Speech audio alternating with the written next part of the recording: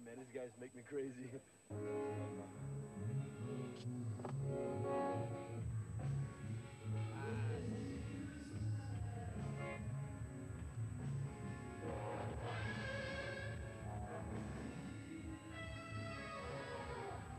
WASP was actually something that was a brainchild of both myself and Chris Holmes that didn't really come to pass until about almost 7 years after the fact. We had a band originally called Sister.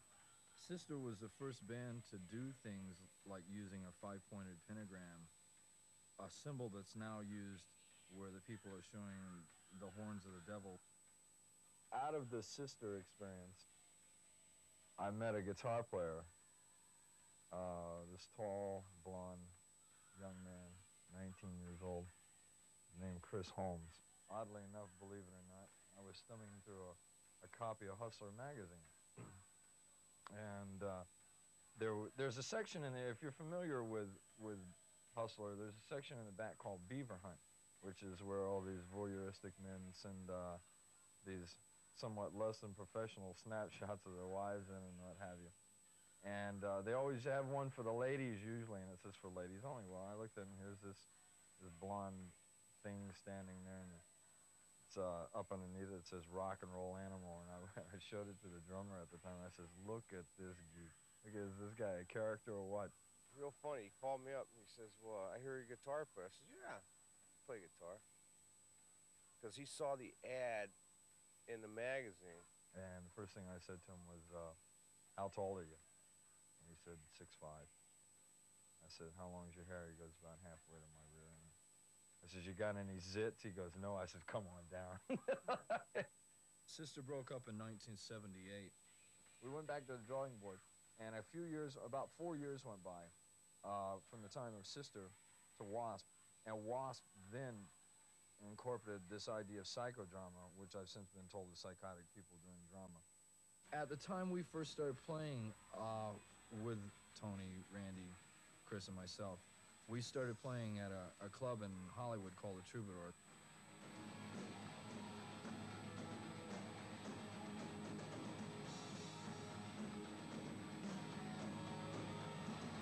Somebody was asking me the other day how I got the idea for the song Animal. Said I hooked up a videotape in my bedroom, rolled it back, made it rhyme. Within the first few gigs that we had played at the Troubadour early on, we were showing signs of making progress on leaps and bounds. The show came about largely by a series of mistakes. We had an idea for a type of theater that was being developed called psychodrama, where you try to take what's happening on the stage and put it into the audience as much as possible to get the audience involved. Now, that's where the meat came from. We used to chop up the meat and throw it into the crowd, and to us, the reasoning behind that was that, yes, it was a very crude form of theater, but it was like going to a baseball game. You had to pay attention for fear you get hit with a foul ball. In other words, what we were doing is we had no money, but the object was to make it look as big as it could. The object was to make WASP look like it had $1 million, whether it did or whether it didn't. I tell you, I'm intense. I should have been born triplets. I got 3 times the intensity, 3 times the sex appeal, 3 times the macho any man alive. You know why the guys all come to these shows and you never see girls? Because all the guys got their girls home locked up. They don't want them to come home sitting here seeing us because they go home getting the Vaseline thinking about us. That's why they never come out here anymore. When we did the Troubadour shows, we had the sign with WASP signed big letters. We had these flames that go off around it. But we had different heights that we could put this sign to different places. Well, at that time, we got it down 1 click too low. When Blackie went up to start it with the torch, his hair was up, had all the hairspray. And when he lit it, his hair lit. And these kids up in the front, they're going, yeah, burn, Blackie, burn! To create controversy, we staged a blood drive with the American Red Cross in Los Angeles, and they brought down a semi-tractor trailer with 12 beds and a half a dozen nurses. And I remember on the last day, I went into this truck, this mobile unit that they had, and they lined about 100 pints of blood up on a wall. And I took a photo in front of it, and it hit me at that point what we had done. But even then, that was showing stages that WASP were the kind of band that were not content with status quo. as far as the band acquiring attention, we had been on the cover of 4 major international music magazines by then, and then that's what started the interest. At that point, major labels were starting to pay attention to us. There's a club here in Hollywood called Rainbow Bar and Grill, and I was born in the kitchen of this place. I mean, I live there whenever I'm at home. And I was walking through there, through the bar area one evening, and there was a girl there that I knew, and she was sitting with this guy named Rod. And he says, "Aren't you such and such?" Because I had been on the cover of an issue of an English magazine called Kerrang, which he was familiar with. And he says, "Yeah, I've seen you guys." And he starts going on and on and on about things that he didn't like about what we were doing. And I thought, who the hell are you? You know, I mean, I never met this guy before. So about 3 months goes by, and we were getting ready to play a show in Hollywood at the Troubadour. It was a special Halloween show, and this magazine I spoke about, Kerrang, had sent a photographer, Ross Halfman, out to do some photos of us. And Ross shows up, and he brings Rod along with him to this Halloween show. And Rod said he was coming along for a goof. You know, he didn't take us seriously or what have you. 2 days later, after we play the Halloween show, I'm walking through this Rainbow Bar and Grill again, and there's Mr. Rod Smallwood sitting there again. And he grabs me by the arm, and he pulls me down in the seat, and he immediately starts in on me about what I'm doing wrong. You're doing this wrong. You're doing that wrong. You're not marketing right.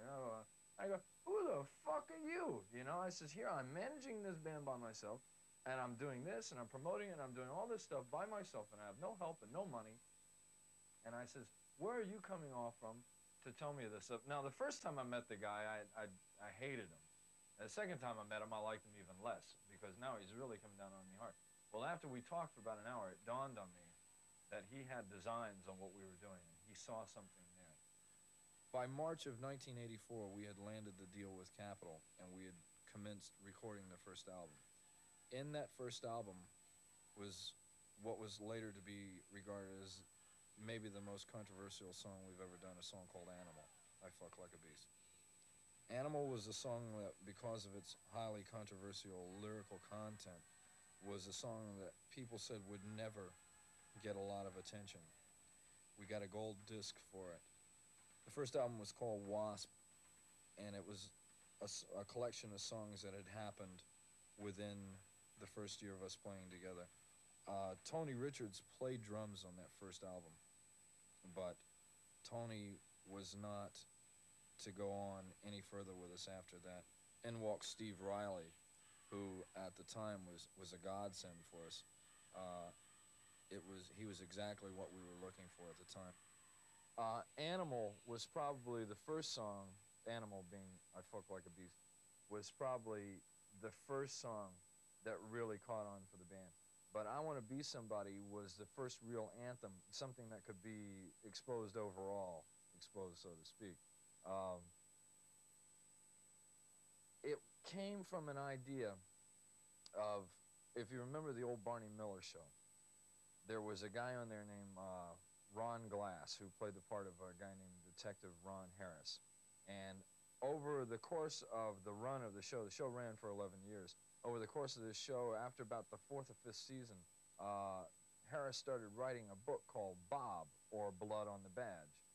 And he had labored and labored over this book, and he finally got it published, and he's just going to his first autograph signing party, and he's already asked Barney, who's Hal Linden, he asked him, he goes, can I get off early at, say, noontime to go and do an autograph signing for my book? And he says, sure. So Harris is talking on the phone, he's talking to his publisher, and he's just about getting ready to leave. And a mugging detail comes in over the phone, and Barney says, Dietrich, you and Harris, go check it out. And Harris goes, but Barney, I have to go to my autograph signing. He says, Harris, I said, now. And he slams down the phone, he says, God, I want to be somebody. And I watched that, and I laughed my ass off when I watched it, but then I thought about the genius of it. I thought, you know, there's got to be a lot of people that feel like that out there.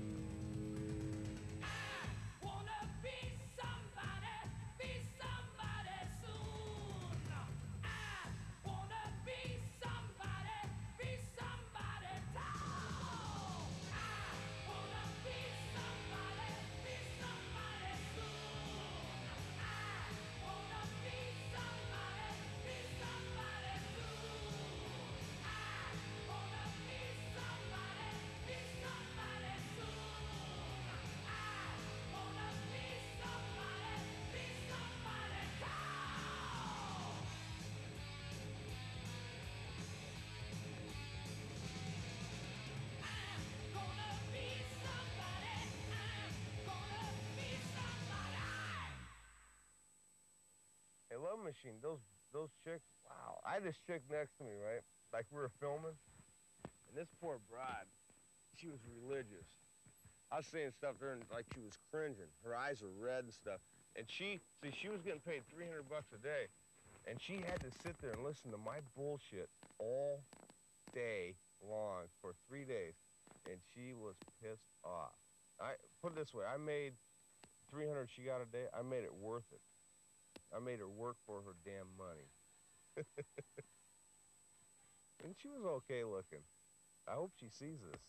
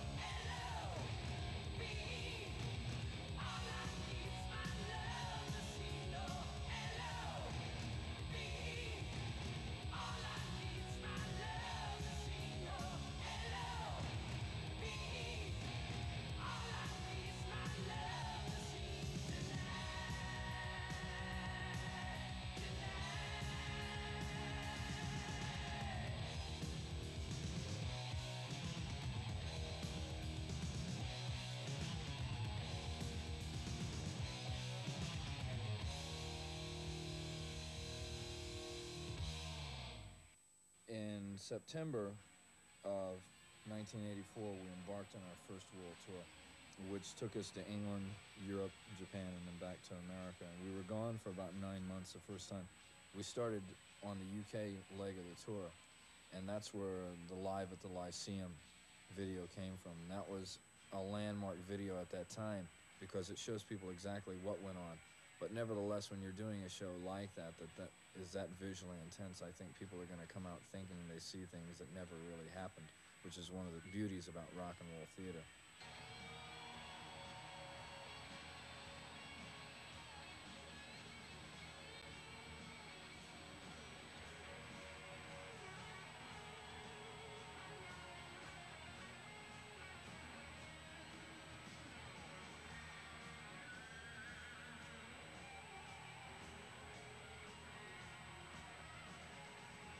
In Southern California, a heavy metal child thunders down the highway. He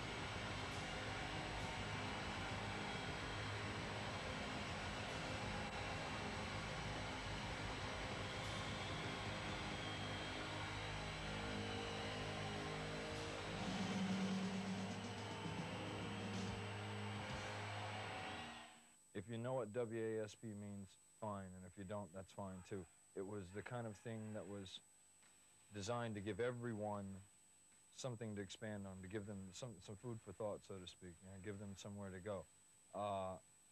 In that sense, the name has worked perfectly for us. I don't really foresee, or I don't see myself, the connections with the occult or what have you, because to me, well, I studied the occult for 3 years, and I know exactly what that stuff is about. I don't study this stuff anymore because I've since determined that it's not for me. But for anyone to say that WASP is an occult or a satanic band or anything like that, personally speaking, I think that's a bunch of bullshit. After we finished the first world tour, we got ready to start our second album, which was called The Last Command. Out of that came some great songs. One of them being the first video from that, which was a song called Blind in Texas. Blind in Texas was the song, and thereafter the video, was an idea of something that happened to us on our first world tour. We actually, it's a true story, the things that happened there. We had about 3 days off there, and we met a guy down there who owns a record store named Texas Tapes and Records in Houston, Texas. A fine young man by the name of Jeffrey Hammer. And Jeff is probably Spuds McKenzie reincarnated. You know, I mean, here's a guy that likes to have a good time. We got down there, and like I said, the 3 days off, this guy was playing the host to the max down there. So we had a good time, and we kept on having a good time. And the song actually came about, I wrote it in the middle of a blinding snowstorm in Minnesota one night. So it didn't actually, the event took place in Texas. The song was not written in Texas. It took, I guess, that long to recuperate after it was all over to try to figure out what was going on.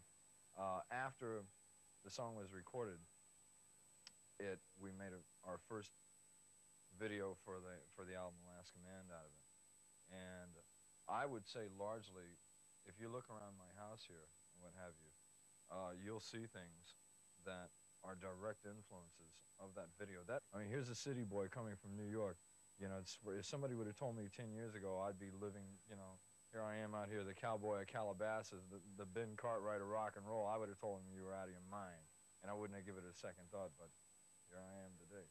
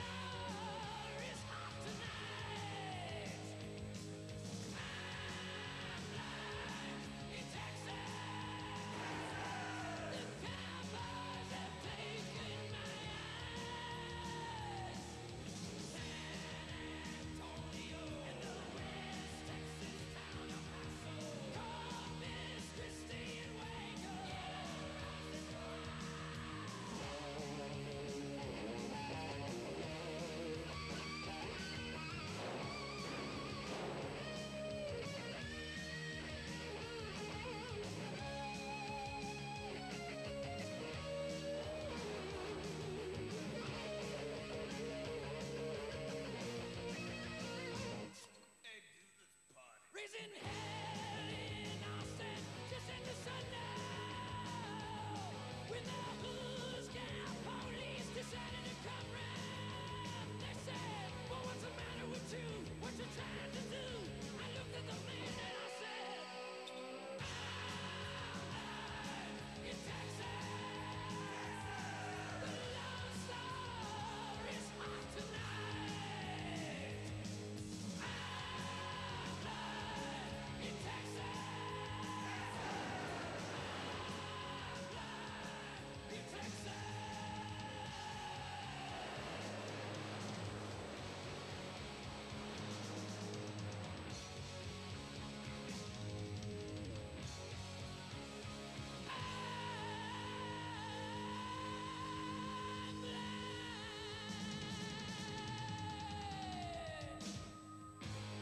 Texas.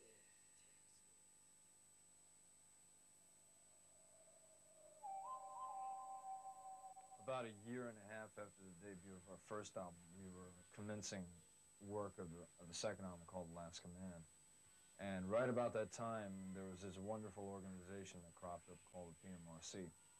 And the PMRC stands, theoretically, for the Parents Music Resource Center. It's, in effect, an organization which is now defunct as we speak.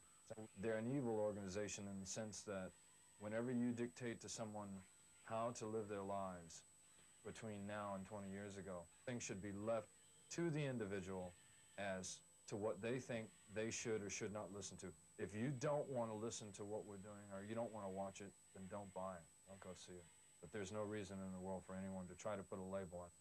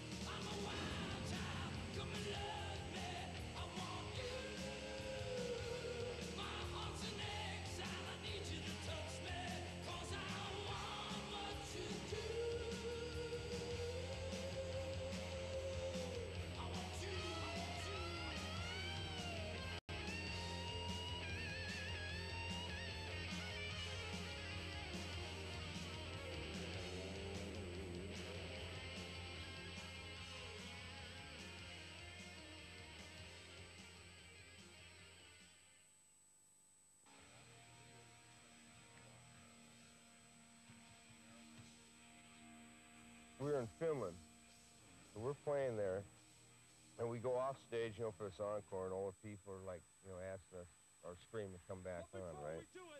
All of a sudden, you know, we come back on, right? Blackie's doing this, telling about the song. We had a song called Animal with I F like a beast, or, you know, F means fuck. I fuck like a beast. So, you know, I'm standing there, and there's no lights on. I can barely see anything. And all of a sudden, the next thing I can remember is I was looking at the ceiling, and my roadie drugged me off stage, and I was looking at my amp. And somebody had carried a rump roast about this big around, and it was like about 30, I'd say about 22 degrees outside. It was frozen. And this kid had thrown it up on stage and smacked me in the face. That's like getting hit with about a 50-pound rock. Ba-boom! And I was out. And they drugged me off stage. And next thing I can remember is just waking up. My roadie's shaking me. Go, Chris, get up. You got to play. He just threw me back out on stage. Guitar's out of tune, everything. And I just went out and played the song, out of tune, laughing. I didn't care. The next day I had a big welt on my head. I looked like a cyclops. You couldn't see my eye. We knew, like, Randy was going to be leaving the band. We knew that already. So it was a perfect opportunity for me to go back and play guitar. So I told Chris, I says, I really don't want to play bass. I call bass a tool of ignorance. And so I said, well, let me go back playing guitar, because I'm a guitar player by trade. Anyway. I was in a band called King Cobra for about 2 years. We toured, did some tours with Kiss and that. And then I went on tour, and it was King Cobra, WASP, and Ted Nugent on tour. So we were finishing up the tour in Texas, right? And I talked to Chris a little bit at that time, and became friends with him, but I didn't really know anything about at that time they were going to make a change in the band. So when I got home, about 3 weeks later, somebody left a message on my machine. I came home one night, and it was all garbled with messages. Some guy said, John, this is Chris. Call me at some number. And I said, I'm not going to call this fool, some maniac. I don't know who it is, so I didn't call, man. Then about three days, so I waited about 3 days later, and then I came home again, and there was a message on the machine. This time he was speaking clearly. I think he was sober at that point. Anyway, and he said, this is Chris Holmes from WASP, and give me a call. So I called him up next day, and he told me that they were interested in having me in the band. Would I come up and check it out? Come up and talk to Blackie? And I said, well, sure, man. I'll check out anything. I'm ready for Freddie. I'm ready to check anything out, So I went up and talked to Blackie, told me what's happening and stuff, and I said, sure, I'm interested. So I went and auditioned. I auditioned about a week later, and after the audition, they held a gun to my head, and they said, okay, listen, man, you're gonna join the band. If not, it's all over for your ass. I said, oh, okay, man, okay, click. The third album, called Inside the Electric Circus, was an attempt to go back to where we had originally started with the original sound. The whole idea of Inside the Electric Circus is what the band's viewpoint was when we stood on the stage and looked out at the audience, because it became a three-ring circus out there. We have seen things on a stage that the average audience participant will never witness, because we get the whole picture up there. About Donington, well, and people, they got this custom over there where they like to fill plastic containers full of piss, right? And they like to throw them at the stage and see who they can hit, man. Yeah. Well, they can't afford bathrooms. But anyway, no, man. I got hit. Yeah, right. I got hit with an apple in the face or anything else. But man, because they throw the piss at us and it just hits the stage and explodes and shit. So we got pissed off and we trashed the stage, And we decided to throw the shit, man. I was trying to hit some kid down in the front with his Marshall cabinet, but man, I don't want to get sued,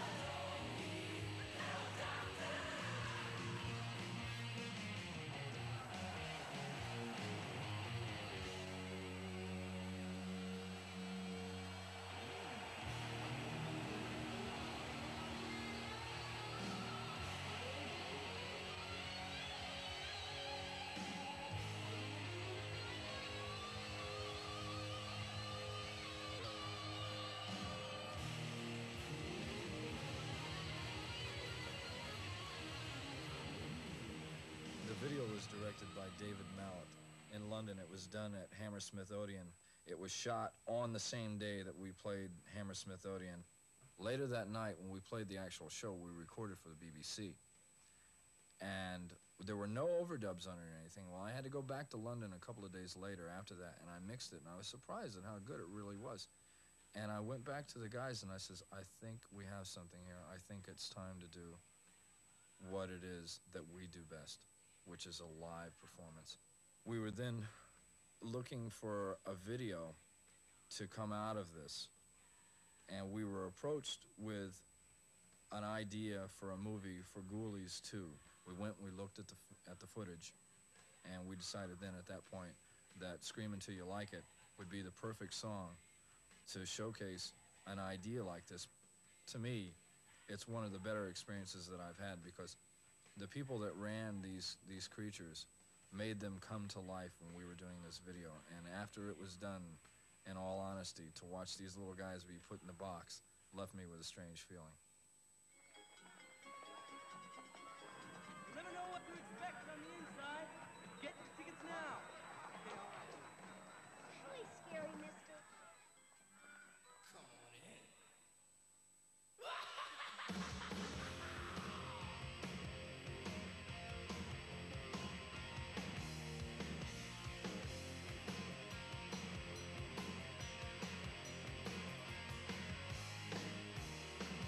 Come on in, no, this ain't no dream. No, better hold on tight. Things ain't what they seem, no. Don't be afraid if your heart's pounding, ready to go. When I love it, when I stay inside, from your head down to your out. Scream until you like it, never gonna stop. Scream until you like it, get ready to rock.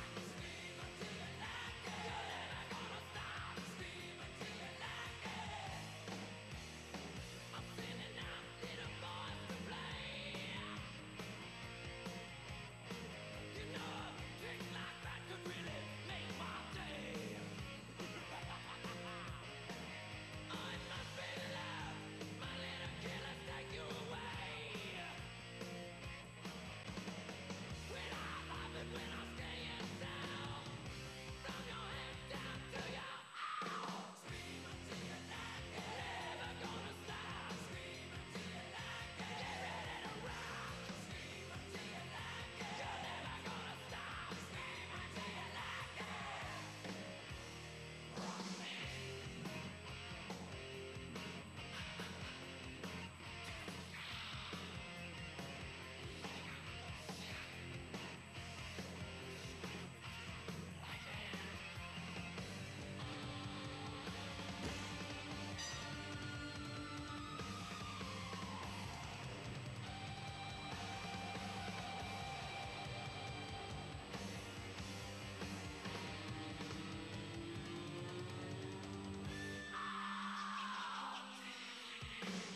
Come on in, no, this ain't no dream. Better hold on tight, things ain't what they seem, no. Don't be afraid if your heart's pounding, ready to go. 'Cause I love it when I stay inside, from your head down to your out. Scream until you like it, never gonna stop. Scream until you like it, get ready to rock. Scream until you like it, never gonna stop. Scream until you like it, get ready to rock it. Scream until you like it, never gonna stop. Scream until you like it, rock it. Scream until you like it, never gonna stop. Scream until you like it, ready to rock. Scream until you like it, never gonna stop. Scream until you like it,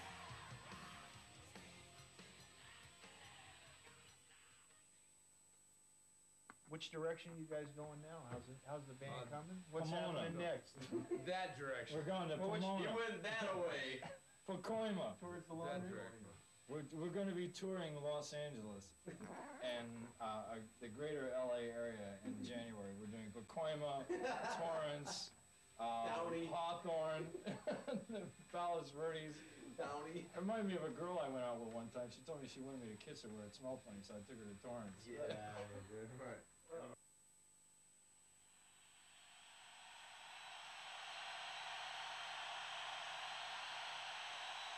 We want to do something for you now.